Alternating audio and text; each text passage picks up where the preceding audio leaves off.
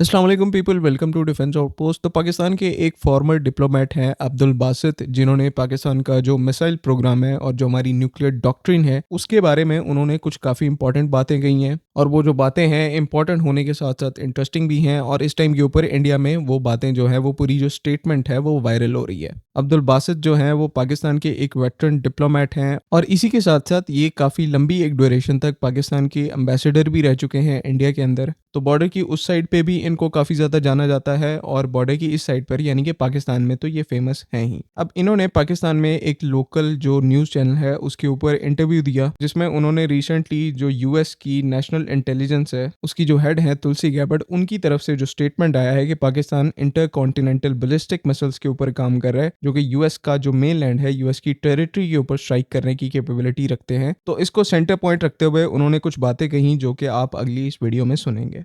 कि पाकिस्तान देखिए, अगर push comes to shove, let से ईरान सूरत हाल ख़राब हो जाती है, इसराइल आके हमारे पास हमारे सामने बैठ जाता है, कल को कोई ऐसी सूरत हाल डेवलप हो जाती है जहाँ अमेरिका भी हमारे न्यूक्लियर प्रोग्राम को ऐसी बुरी नज़र से देखता है या हमारी न्यूक्लियर कैपेबिलिटी को तबाह करने की कोशिश, जो कि इम्पॉसिबल है।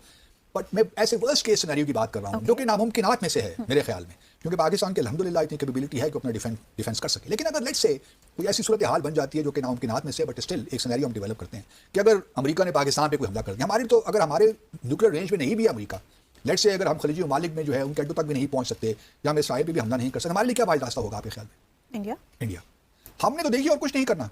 हमने तो अगर हमारी रेंज वहाँ ना भी हुई और अब हम पे कुछ किसी ने बुरी नज़र से देखा, तो हमने तो बगैर सोचे समझे भारत पे, मुंबई पे अटैक कर देना है, न्यू दिल्ली पे कर देना है, हमने तो छोड़ना नहीं है। हाँ, देखी जाएगी बाद में, छोड़ना चाहिए भी नहीं। अगर हमारे पास और कोई रास्ता नहीं होगा, अगर अमेरिका हमारे कोई हमला करता है, जो कि नामुमकिनात में से, मैं फिर वही कह रहा हूँ, लेकिन ये बात जान लेनी चाहिए तमाम दुनिया को कि अगर खुदा ना खासा पाकिस्तान पे किसी ने बुरी आंख से निकाल डाली, इस वक्त हमारी रेंज में अमेरिका भी नहीं और ना इसराइल है, लेकिन अगर कोई सूरत हाल ऐसी डेवलप होती है तो पाकिस्तान के पास और कोई ऑप्शन नहीं होगा कि वो भारत में जहाँ उसका दिल चाहता है हमला करेंगे, और फिर देखी जाएगी जो भी होता है। मतलब वो भी हम नहीं चाहते कि ऐसी बात हो। हम यकीनन भारत भी ऐसा नहीं चाहेगा, जिस तो तरह से थोड़ा सा दुनिया को एहतियात करनी चाहिए कि भारत को भी कि पाकिस्तान को मैली आंख से नहीं देखना चाहिए। पाकिस्तान में अगर आप लोगों ने इस किस्म के काम किए तो फिर बस अल्लाह बेहतर जानता है कि पाकिस्तान क्या करेगा।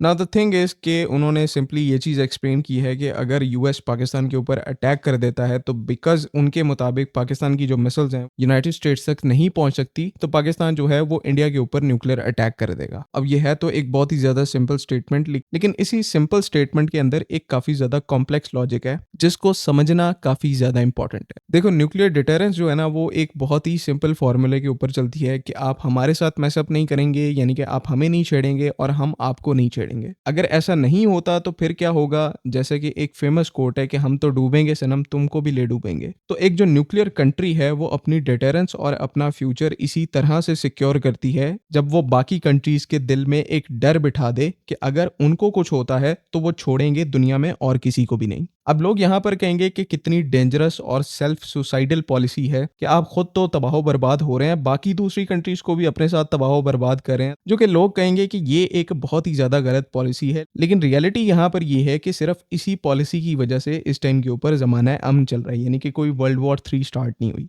एंड सिमिलरली इसी पॉलिसी की वजह से वर्ल्ड वॉर 2 के बाद आज तक कोई न्यूक्लियर वेपन किसी कंट्री के ऊपर नहीं चला। आसान अल्फाज में समझाऊं तो ये जो कोट है कि हम तो डूबेंगे सनम, तुमको भी ले डूबेंगे, इसमें अगर आप ये पॉलिसी अपनाएंगे तो आपको जो आपका सनम है वो पहले ही डूबने नहीं देगा, बिकॉज उसको बाद में अपना खतरा होगा कि बाद में मैं भी डूब जाऊंगा। तो दोनों के सर्वाइवल के लिए यहाँ पर दोनों जो हैं इस चीज को इंश्योर करेंगे कि वो आपस में अमन रखें, पीसफुल सिचुएशन प्रिवेल हो, ताकि दोनों साइड्स अपनी अपनी लाइफ जो है वो बेहतर तरीके से गुजार सकें। नाउ पाकिस्तान के ये जो डिप्लोमेट है अब्दुल बासित, उन्होंने म्यूचुअली अश्योर्ड डिस्ट्रक्शन की जो टैक्टिक है उसको जरा थोड़ा सा एक और एंगल से एक्सप्लेन किया। जैसे उन्होंने कहा कि अगर अमेरिका हमारे ऊपर अटैक करता है और हमारे जो मिसाइल्स हैं वो अमेरिका तक नहीं पहुंचते और गॉड फॉरबिड नाउजुबिल्लाह पाकिस्तान का जो एक नामो निशान है उसके मिटने तक बात चली जाती है, तो ऐसी सिचुएशन में फिर भी हम अपने न्यूक्लियर वेपन्स को इस्तेमाल जरूर करेंगे। और बेशक हमारे मिसाइल्स जो हैं वो यूनाइटेड स्टेट्स तक नहीं पहुंच सकते, लेकिन जिन एनिमीज तक वो मिसाइल्स जो हैं वो पहुंच सकते हैं उनको जरूर टारगेट करके डिस्ट्रॉय किया जाएगा, जिसमें इंडिया भी आता है और इजराइल भी आता है। तो ऐसी सिचुएशन में कोई भी कंट्री पाकिस्तान के ऊपर अटैक करने से गुरेज करेगी, उसके ऊपर अपने जो न्यूक्लियर वेपन्स हैं उनको यूज़ करने से गुरेज करेगी, बिकॉज ख़त्म यहाँ पर सिर्फ पाकिस्तान नहीं होगा बल्कि बाकी वो जो कंट्रीज़ हैं वो भी साथ ही जाएंगी। तो ये चीज़ें एक्चुअली में प्रिवेंट करेंगी बाकी कंट्रीज़ को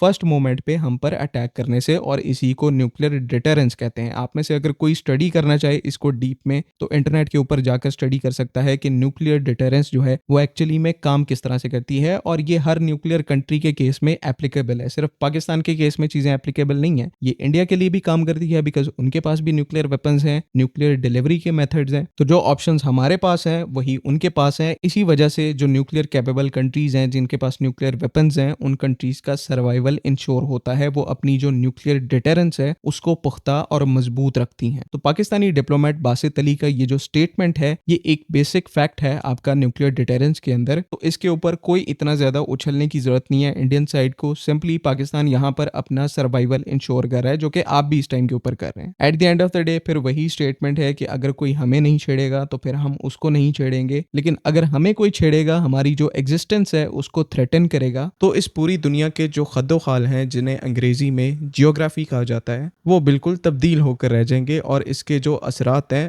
पूरी दुनिया में हर एक मुल्क फेस करेगा। आई नो कि यहाँ पर टॉपिक जो है वो थोड़ा सा ज़्यादा कॉम्प्लेक्स था, लेकिन मैंने अपनी तरफ से पूरी कोशिश की कि आपको आसान और सही अल्फाज में समझा सकूं, एंड आई रियली होप ज़्यादातर आप लोगों को समझ में आ गई है। बाकी सबको ईद मुबारक, जो पाकिस्तान में मुसलमान है, जो पूरी दुनिया में मुसलमान है। अपना बहुत सारा ख्याल रखें। अल्लाह हाफ़िज़। पाकिस्तान जिंदाबाद।